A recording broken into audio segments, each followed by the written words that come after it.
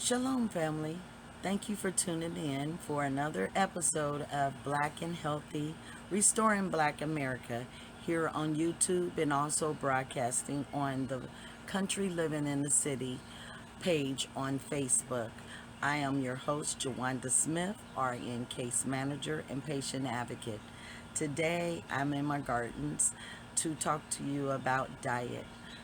For centuries, Black Americans have passed on traditions of soul food from generation to generation. Unfortunately, soul food seems to be killing us now, and I want to bring forth some information in this presentation that most people might not agree with, but science proves, even if you don't believe in the Most High or you don't believe in anything, scientific facts can show you that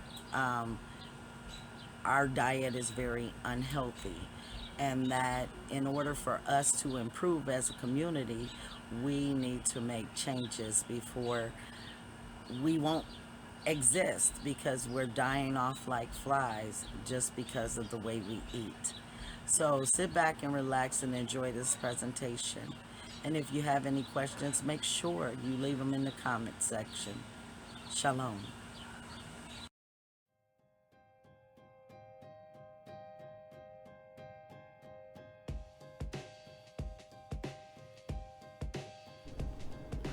The state of Black America has always been in constant turmoil.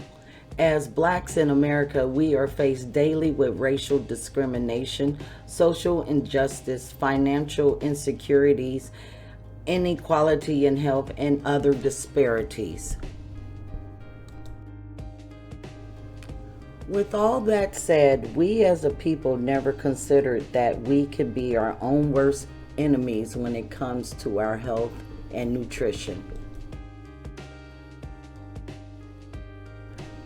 A tragic tally of 74,402 excess deaths on average among Black people compared with white people each year between 2016 and 2018, according to the analysis of all-cause mortality rates in the 30 largest U.S. cities. So what if I tell you that not all of those deaths were the results of violence, racism, or discrimination, and that many of those deaths could have been prevented?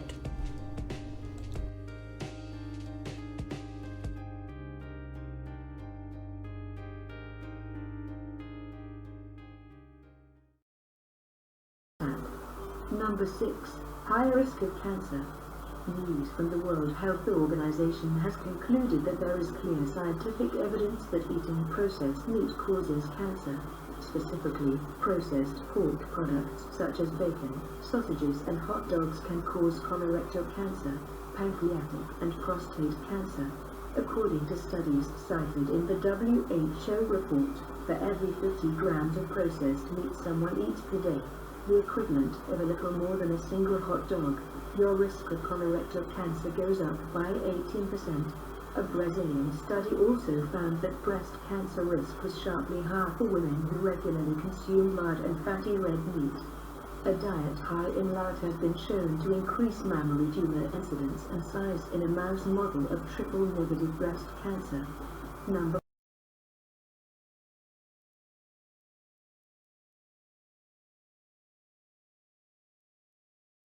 what some suitable alternatives would be. Number 1, this is the most widely eaten meat in the world.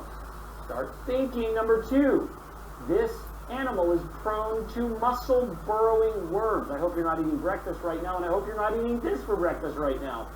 Dietary restrictions in many religions prohibit eating this thing. These animals eat carcasses of sick, diseased, and dead animals, including their own. Not actually, few animals do that, but this one especially.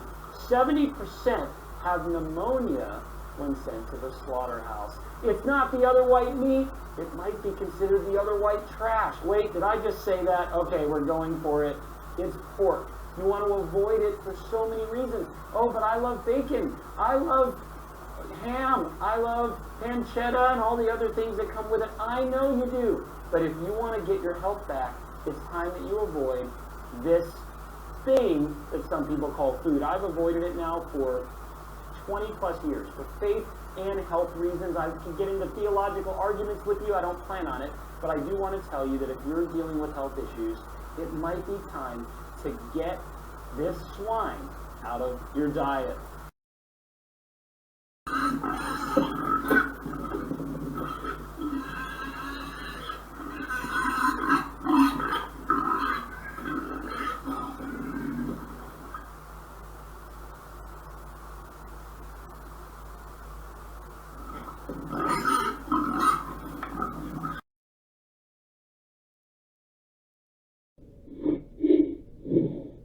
PorK is the name for the meat of a domestic pig.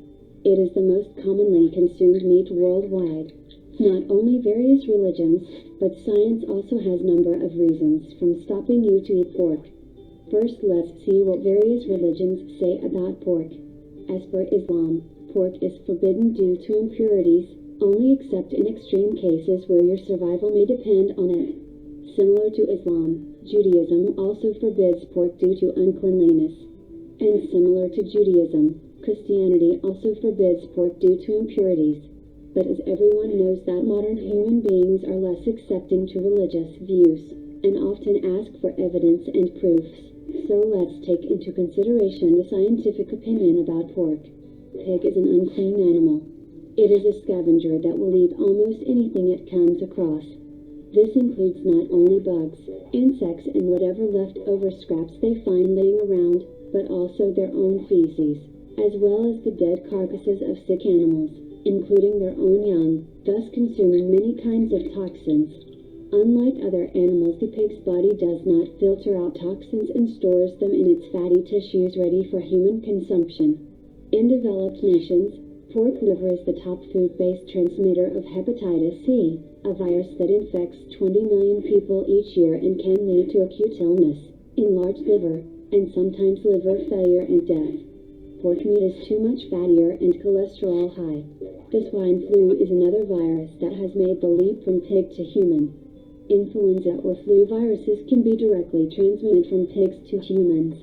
There has been a long-term link with the roundworm and pork, causing trichinosis, which causes fever, pain, diarrhea, and vomiting. Transmission of this parasite is through eating muscle tissue of undercooked infected pork. The parasite can live in the intestines of humans, passing through to other organs via the bloodstream, causing a host of conditions. Pigs carry many viruses and parasites with them. Whether by coming in direct contact with them through farms or by eating their meat, pigs are primary carriers of Neosolium tapeworm, hepatitis C virus, porcine reproductive and respiratory syndrome, Nipah virus, meningovirus, viruses in the family Paramyxoviridae. Each of these parasites and viruses can lead to serious health problems that can last for years to come. Pig farming is carried out in unhealthy and unhygienic conditions. Anything farmed in such an environment is bad for you. Well, my final thoughts are that what you eat is up to you, but I advise you to stay away from pork, as the reasons discussed here are just the tip of the iceberg. Until next time, bye-bye.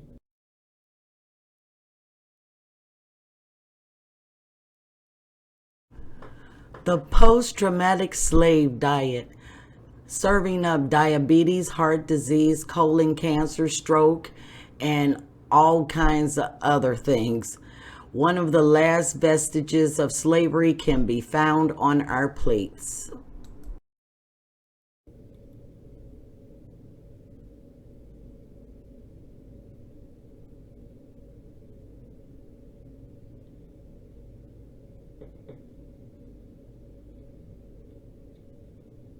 Alright, so let's talk about soul food, and notice that's a question.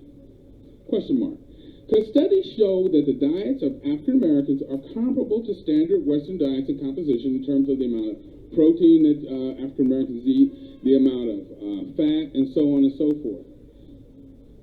But because of something called thrifty gene complexes, Western-style diets have been shown to cause higher levels of disease in African Americans and other racial and ethnic minorities. And what you see over here is a graph of what's called glucose intolerance, or what could be considered pre-diabetes, versus people living in West Africa. And the West Africans are in yellow, and people living in the United States and Britain eating a typical Western-style diet in green. And West African diets are traditionally plant-based diets. They're low in fat. They contain very little meat and no dairy. You can see that people eating a West African style diet have a very low incidence of both pre-diabetes and actual diabetes, whereas those eating the Western style, typical American, British style diet, it's off the charts. The diet makes a huge difference. So-called soul food is peculiar to the African American community. Soul food typically includes things like chitlins, oxtails, neck bones, pig's feet, and other high-fat, high-salt, and sugar-laden unhealthy foods. There's a recent study called the REGARDS study, which stands for Reasons for Geographic and Racial Differences in Stroke.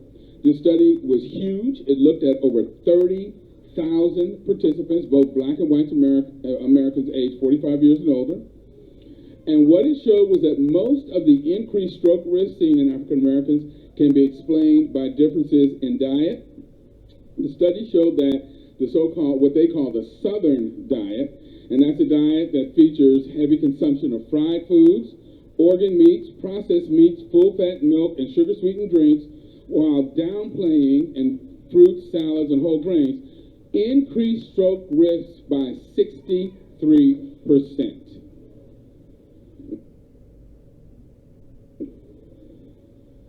Calling it the Southern diet is just a polite, politically correct term for soul food, okay? And if I were to ask you guys, what is the leading cause of disability in African American males between the ages of 25 and 50, how many of you would say gunshots? How many would say motor vehicle accidents? Do you know the leading cause of disability in young African American males is stroke from untreated hypertension? That's crazy. That's absolutely crazy. And again, like I tell my patients, you might think you're a ladies' man, but it's pretty hard to pull the ladies when you're dragging one half of your body and talking out the side of your body. Nobody's interested, okay? This study also showed that the plant-based diet, which included cruciferous vegetables, green, leafy, and other vegetables, fruits, beans, and whole grains, reduced stroke risk by 20%. So I want you guys to understand that what we call soul food is not soul food, it is actually plantation food. West Africans brought to America were forced to eat the literal garbage of the plantations on which they were enslaved. Now, yes, they showed ingenuity and resolve and did their best to transform this refuse that they were made to eat into something that was acceptable.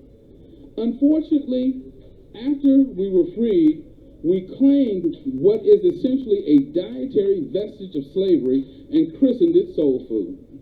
These foods are not soul food, they are health-destroying plantation food, and we need to let it go because they are not our true heritage.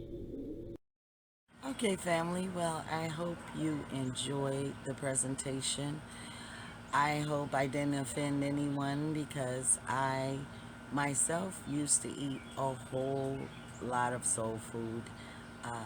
Pork ribs, I used to, pork chops, pig feet. I think I've eaten every part of the pork, the pig, but I no longer eat swine at all, and there's many other things I don't eat because I try to follow the Levitical law of diet, which is more plant-based anyway. So no, I don't consume as much meat, and if the meat I do consume, it's all clean meat, and it's mainly poultry because I really don't cook that often because I'm so busy. So I make stews a lot. So That's pretty much with a bunch of vegetables that I actually pick from my own garden. And I do encourage you guys to garden. I don't trust the food industry, and I talk about that on that channel, just because they do so many things to food, as if God didn't make the food in the first place. But that's man for you, always thinking they can do something better than God Himself. But that's a theological or whatever you want to say kind of conversation, but I just believe what I read in the Bible. So I've been following that diet, and my health is improving. So I do go back to the doctor in July, and I'll be sharing that my results on my labs and everything else with you guys, because I have stopped eating pork, and I can tell you I feel so much better that I am no longer consuming that poison in my body. So if you have any questions or comments, please leave them in the comment section below the video, and I'll be sure to answer you as soon as possible. Well, take care of yourself and each other, eating foods from the Most High, and continue to do your research. Anytime anyone presents any information to you, you can check out all the things, and I will leave those the links to the videos and the information I used in research um, in the description below the video. Well, until next time, family, take care of yourself and each other. Shalom.